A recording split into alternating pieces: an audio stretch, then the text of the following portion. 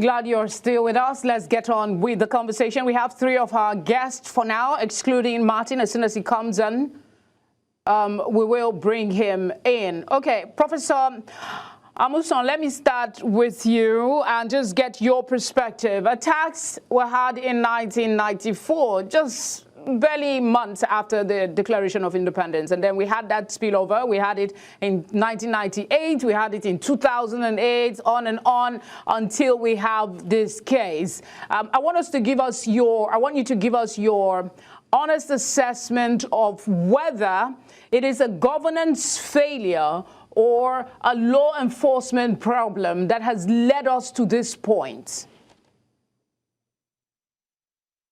Thank you very much for this wonderful program, which is going to unravel the challenges of attacks on other blacks in South Africa. Would I call it xenophobia or should I call it Afrophobia? Because based on one of my publications in 2015 or 2016, I looked at it from Afrophobia perspective. Because when we are talking about xenophobia, it is all embracing the fear of the foreigners. Who are the foreigners that we are talking about? Not the Chinese, to some degree, not people from Asia per se, not people from Western Europe, as well as from North America. Then I can classify it as Afrophobia, the hate of the other black Africans. Looking into this problem, if we want to dig deep into these challenges, we look at it from the time of apartheid, when the laborers will be imported to South Africa from the contiguous states of Lesotho, Swaziland, Mozambique, Malawi, Zambia, Mozambique, and Zimbabwe. And average South Africans during that time, I mean the blacks people, they believe that the blacks were taking their job, most especially in the mining industry as well as in the farm. Then after 1994, when Mandela became the first black president in the country, South African blacks expected a lot from the government of African National Congress. But unfortunately, the concept of globalization could not let the ANC government deliver what were promised during their electioneering campaign. And we shouldn't forget that apartheid system denied the blacks to some degree the Indians and the colored Western education, even in a situation whereby they allow them to get to a certain level, the possibility of getting a job that commensurates with their certificates is very, very remote.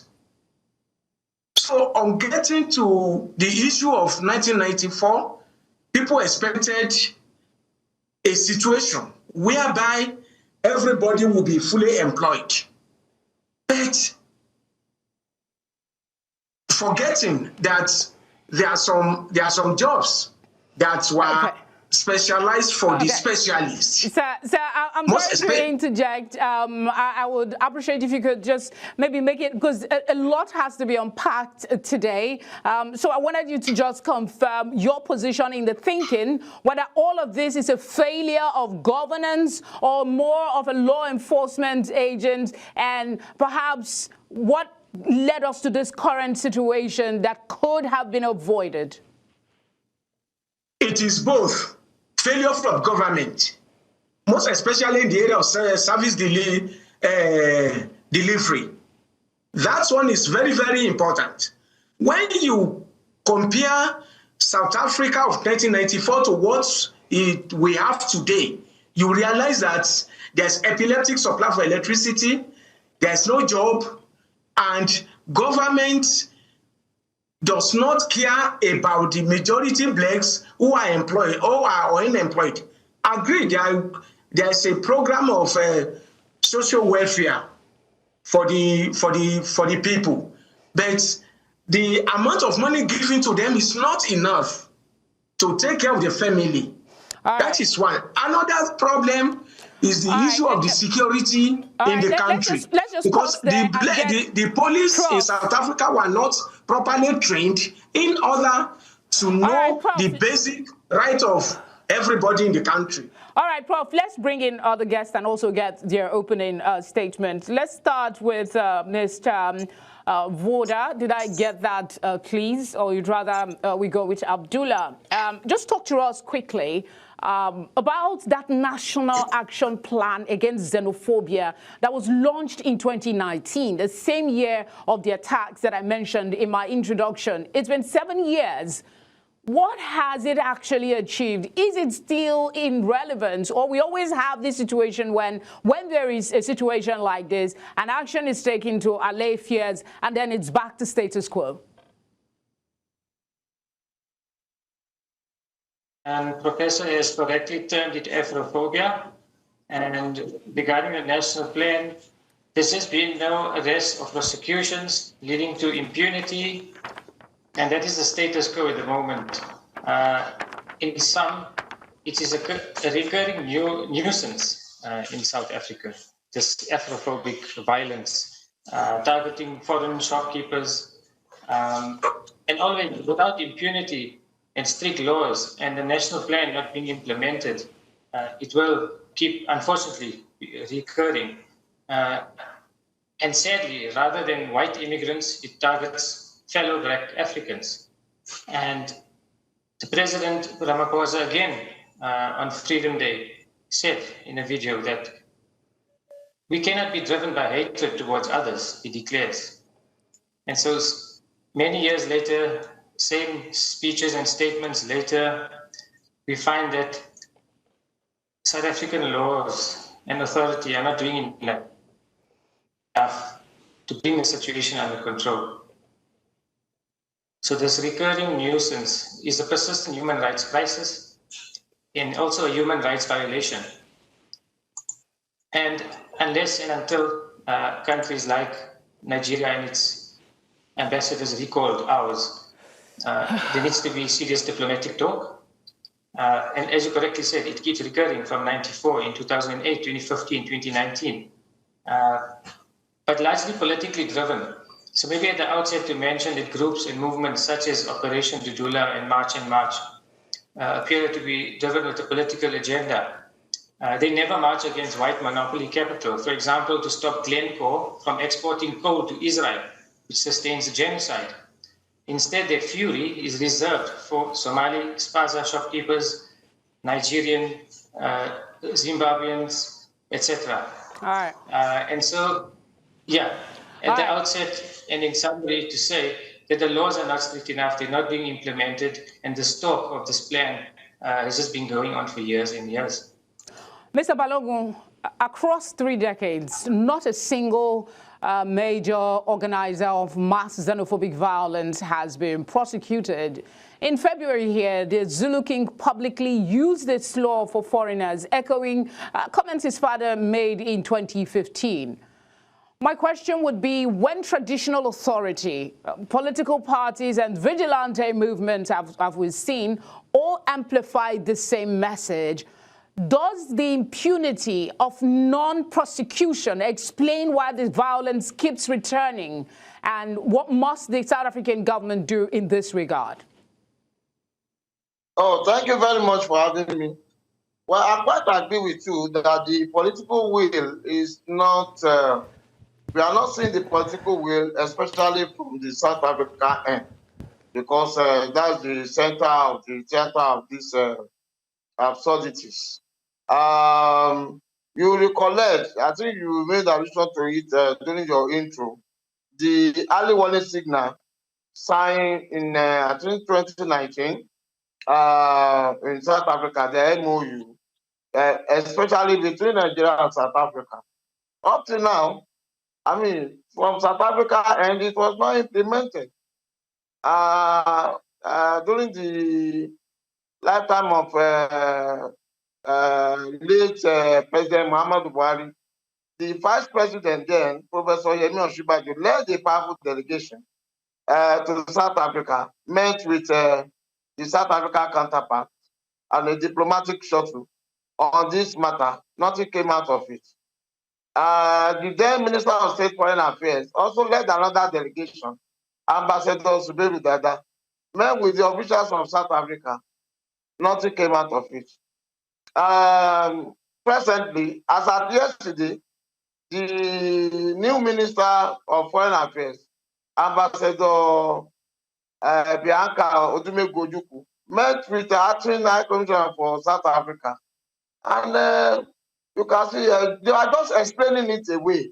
No concrete action from it. I quite agree with you. How many people have been prosecuted?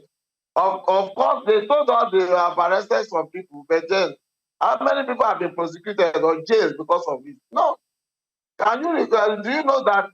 Like I was looking at the statistics, Dr. Abdul showed now, over 100 Nigerians have been killed in various forms in the last 9 or 8 years. Over 100 Nigerians, and no single prosecution that have been successful.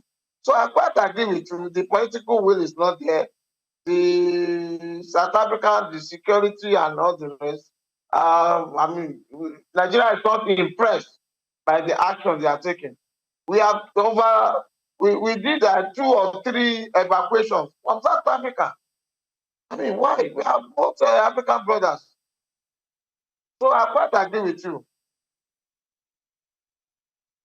You are a doctoral candidate in political science, so perhaps you could give us a little insight to this particular survey.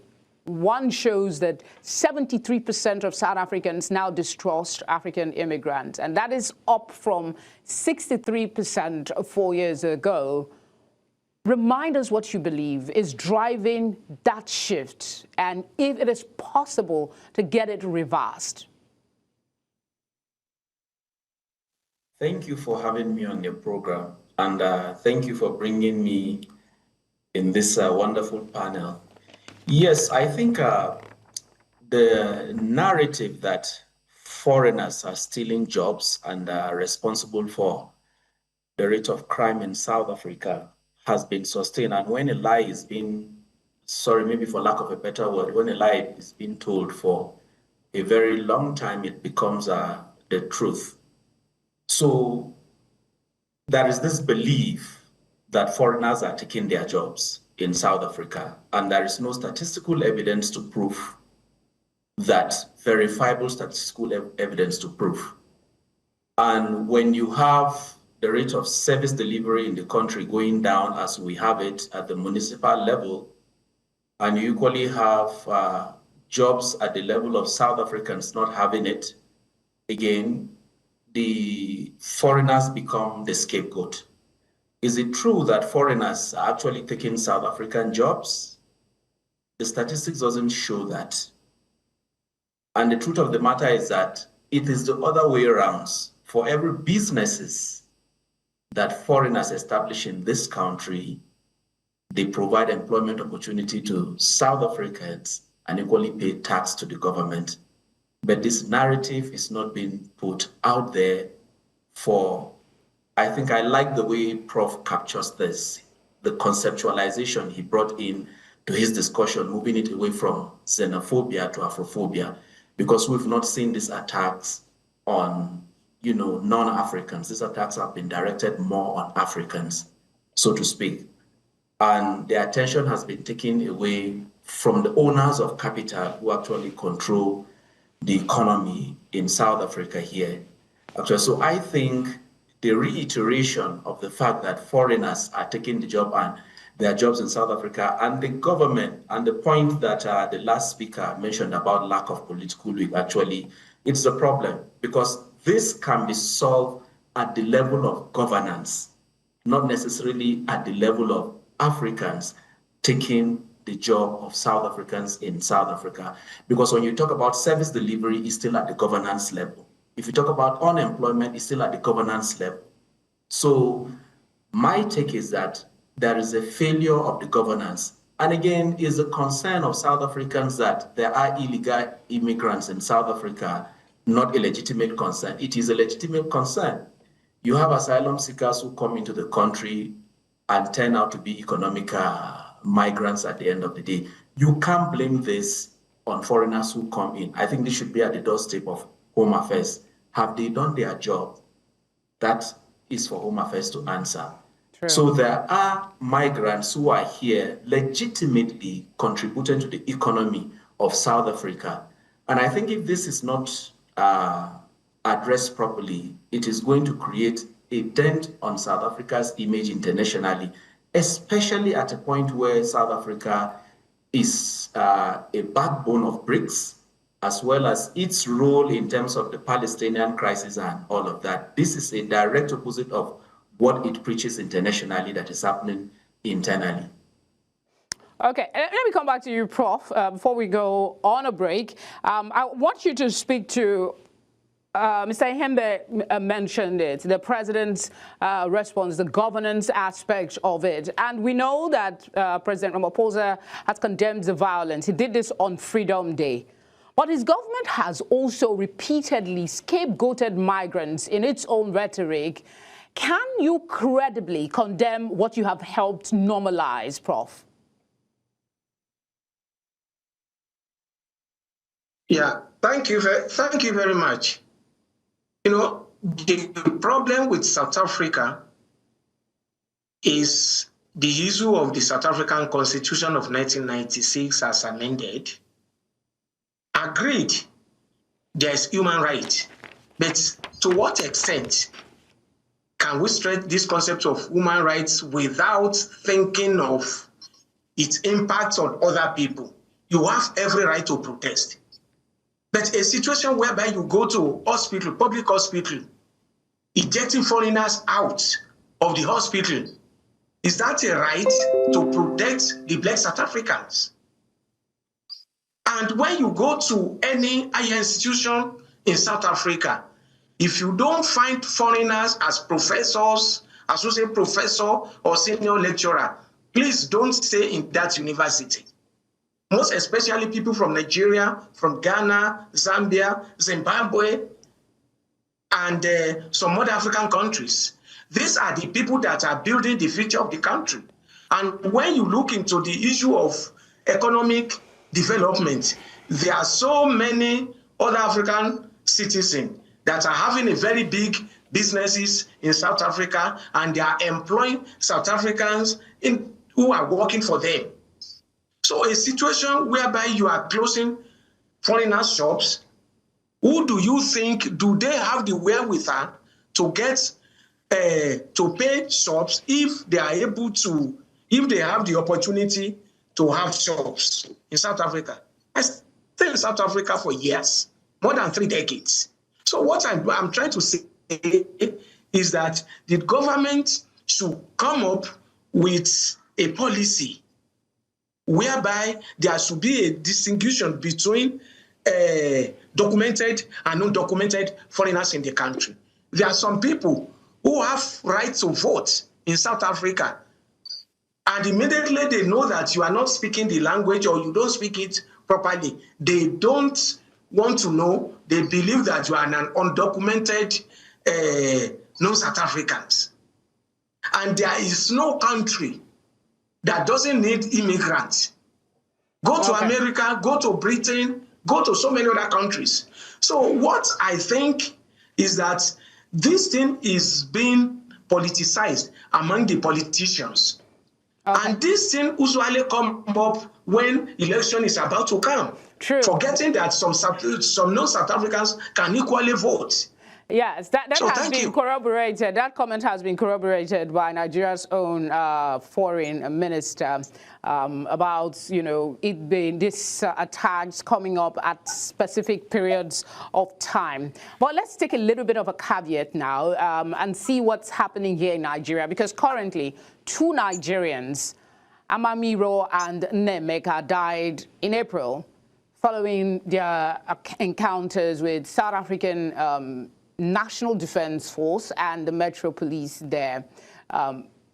back home here, there's been a lot of talk. The government have said that they're engaging in diplomatic dialogue and asking for investigation. But today, Senator Adams Oshiomhole, who we know as Comrade Adams Oshiomhole as well, made a statement in the House that I want us to look at. And when we come back, Mr. Balogun, I want you to just quickly talk about when perpetrators are not mobs, but uniformed state actors. Let's take a look at that video first.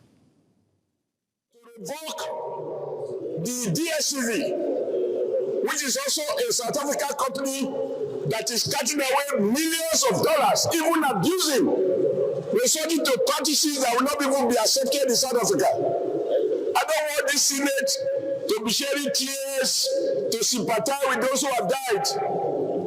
We didn't come here to shed tears, and I'm not going to shed tears. If you hit me, I hit you. I think it is appropriate in diplomacy. It's an economic struggle. What the black South Africans are saying is that Nigerians are taking their jobs. Okay, Nigerians, come home.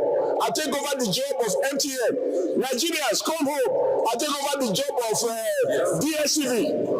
When we hit back, the president of South Africa will not only talk, he will go on his knees to recognize that us Nigerians cannot be intimidated, and we do not condone any more life being lost. If a crime has been committed under South African law, they have the right to bring any sort of person to justice. But to kill our people as if we are helpless, we are not. By the time we turn in the economy hardship. All right, I wouldn't want that to marinate. I would want your thoughts immediately before we go on the break. He said some things there. He's asking for stronger response. If you hit me, I hit you. He's also asking Nigerians perhaps to come back and take over here. What are your thoughts about the Senator's comments? And add to that, in the case of the 2 Nigerians that were killed, when perpetrators are no longer mobs, but uniformed state actors, has it gone to something worse than xenophobia? Yes, you are very correct. I told you earlier that if you go through the figures, and the last 6-7 years, over 100 Nigerians have been killed in extrajudicial mob action, Afrophobic or whatever you call it. At least killing is killing, which is all are condemnable. Like Senator Oshiomhole said, we tolerated South Africa here because they have their own company here doing well. I don't want to be mentioning their names so that it won't be as if I'm advertising for them. They have their company here. Nigerians are doing well with them. Yet, they hardly allow Nigerians to survive, to breathe in South Africa. Prof mentioned something that is the intellectual capacity of Nigeria that are developing their future in South Africa. That is very correct. But one thing I noticed is that this attack is majorly on the informal sector, not on the formal sector. In South Africa, we have their best doctors there are Nigerians. Their best educationists are Nigerians. I'm not too sure they attack them, but they attack the people in the informal sector, those who are selling and buying, those who are having shops, those who are doing their legitimate business, those who are working in some hotel and all the rest, saying they are taking over their jobs and this and that and that. So I think, but my people used to have one proverb that, in diplomacy, yes, there's a policy of reciprocity.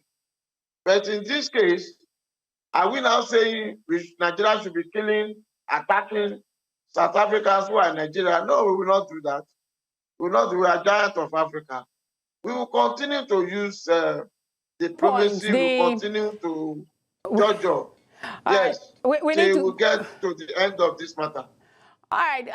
The talk about Ghana must go came back. Mr. Ihembe, I'll come to you with that, and Mr. Vawda later. But let's just go on this quick break. We'll be right back.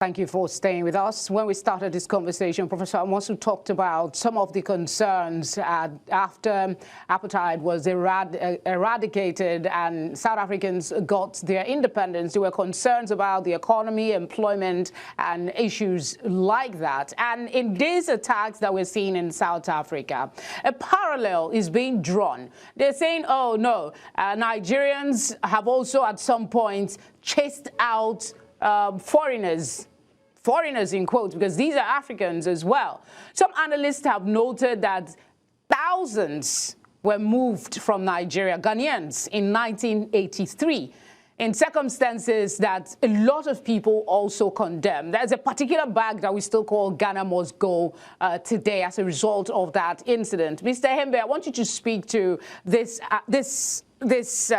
reference and the parallel being drawn.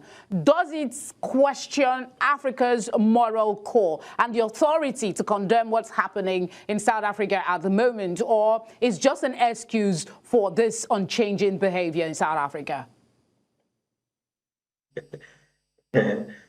Yeah, this is totally condemnable. It's not acceptable in modern times, especially when we're talking about one Africa. It shouldn't be happening, not in the 21st century.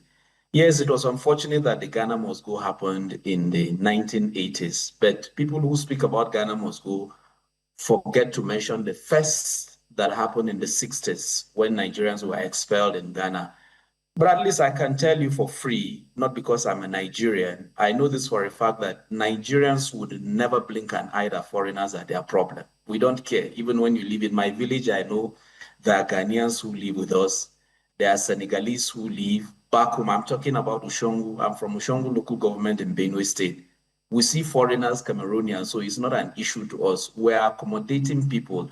I don't think there is any country in Africa or on the continent Earth that is as accommodating as Nigeria in terms of relations with foreigners. So Nigeria's moral standing, and in fact, Nigeria's glorious day of Nigeria's foreign policy, Africa was the centerpiece of Nigeria's foreign policy. Nigeria went to Sierra Leone, came back with nothing. It was there in the Congo. It was equally there in Liberia. You move to Liberia, you see names of Nigerian generals named at the streets of some of this country. So Nigeria has a moral standing to condemn what is happening currently. So I don't think the issue of Ghana Must Go should come into the picture. It was an unfortunate situation. And I can tell you as a Nigerian who is within, I can consider myself, given my education in the middle class, I can say that our problem is not foreigners in Nigeria. Our problem is the political class. And we wouldn't have been in the situation where we are in South Africa today if our country is functioning. And this equally goes back to other African countries. When you go to Ethiopia, whether you mention the Mozambicans or you go to Zimbabwe, you have large percentage of Zimbabweans here, which by far, then Zimbabweans house the highest number of foreigners here in South Africa. What is the problem? It's because of the governance problem in Zimbabwe. You go to Mozambique, it's the same thing. So we have to start thinking about fixing our countries, and we are not telling ourselves the truth. Oshomole can say all what he wants. I feel they are the very problems we have back in Nigeria, our political class.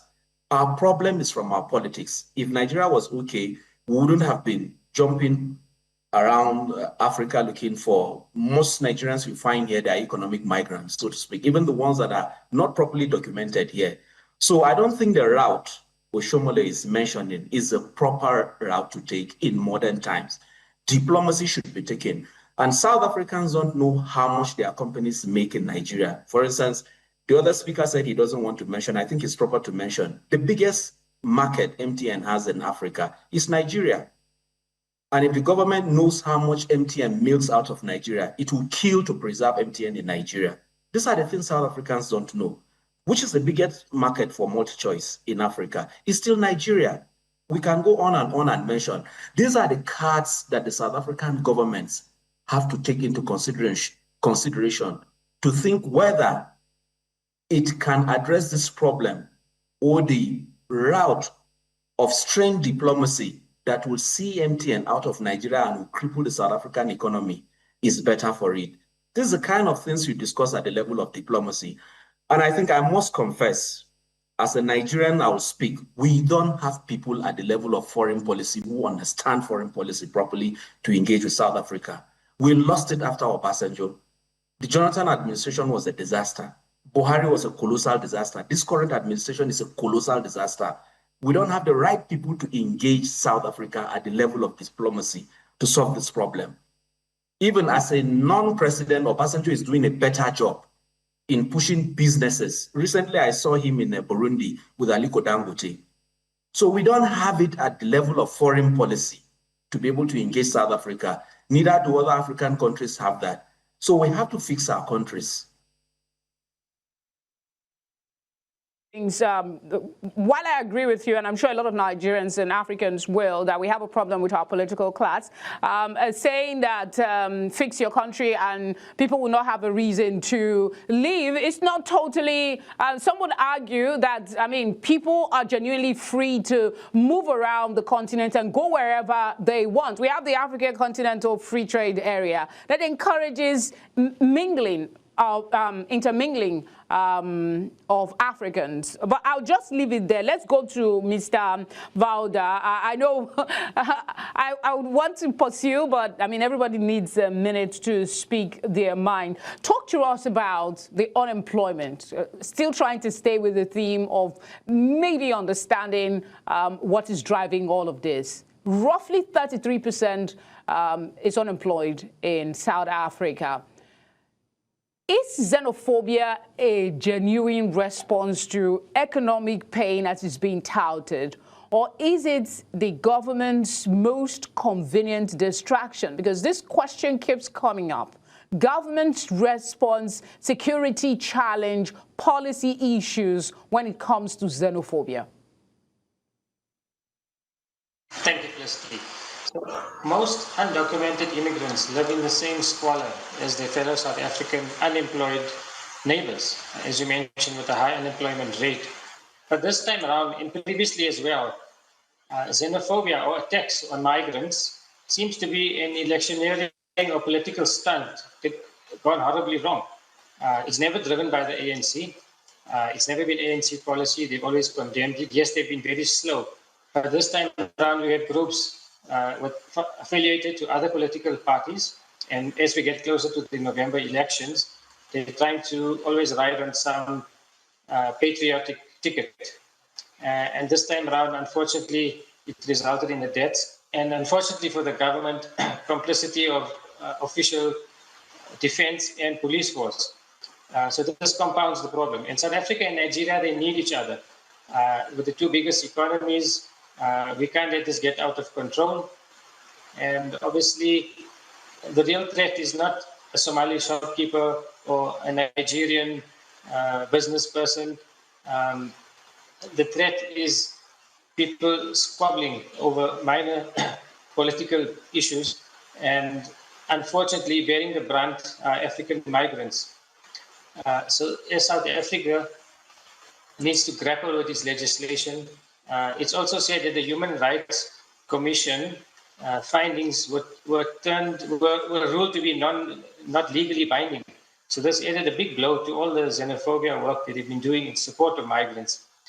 So as you correctly said, the South African government find themselves in a real tight situation. They need to speed up now.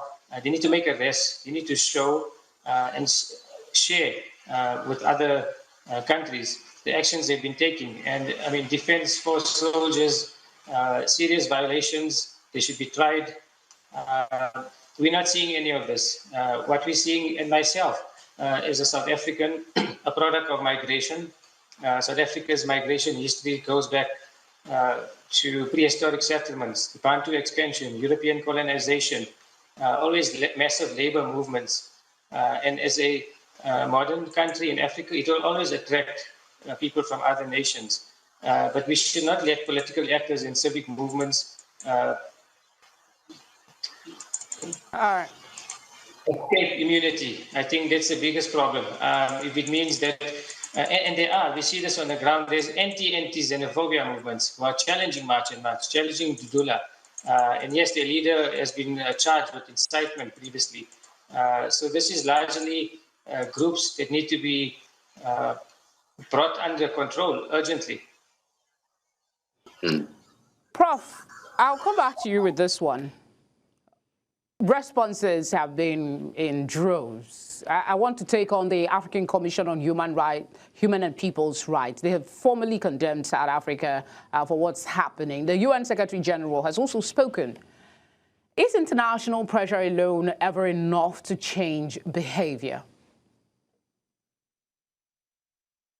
Yeah, thank you very much. The reason why South Africa may not subscribe to these international institutions is we can look at it from the apartheid era. Despite the fact that United Nations General Assembly condemned apartheid, and so many other institutions condemned apartheid, as long as these institutions are not supranational international organizations, their statements or their declaration are just advisory opinion. So looking into South Africa critically, when the traditional ruler, somebody made mention of the Zwelithini, the king of Zululand, who passed on before his son became the king in Zululand. He made an undiplomatic statement that the foreigners must be taken out. Now the Operation Dudula, which says that the foreigners must be ejected out of South Africa, forgetting that South Africa is a member of World Trade Organization, whereby the forces of demand and supply dictate where, when, and how to produce and who are to produce. People keep on moving from before the colonial era. So now telling the foreigners to move away without looking into their contribution to the economy of the country, and various statements, even from South African Human Rights Commission, that condemn the activities of the police, the South African Defense Force, without any meaningful change.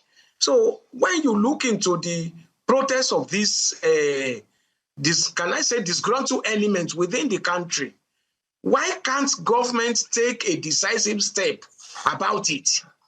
Until today, you cannot see any appreciable condemnation of this, and you can hardly hear about it on national news. Okay. So when we look into all this, so many politicians, they believe that it is a sensitive issue.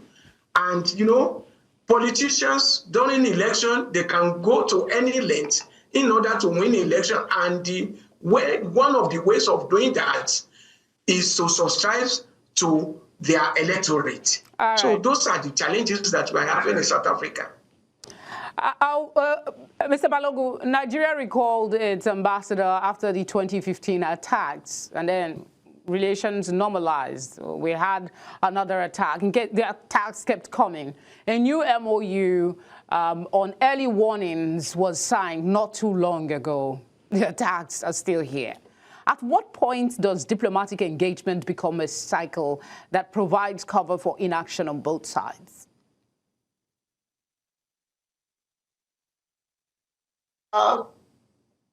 We will continue to engage our brother in South Africa. There's no limitation to that, but you can see that Nigeria issued a subtle threat recently, asking South Africa to protect our citizens. We issued 2 statements out last week. There was another one by our President